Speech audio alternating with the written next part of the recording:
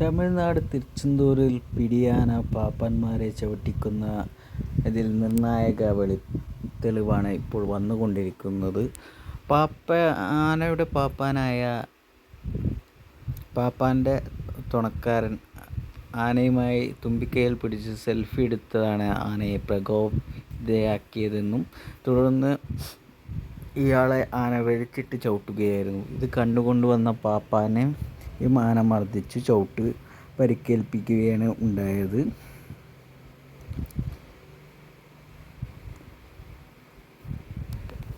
ഏറെ നേരം ആന ഈ ഡെഡ് ബോഡികൾ ഇവിടുന്ന് മാറ്റാൻ സംഭവിച്ചില്ലെങ്കിലും പിന്നീട് ഇടപെട്ട് ആനയെ ശാന്തയാക്കി ഡെഡ് ബോഡികൾ മാറ്റി.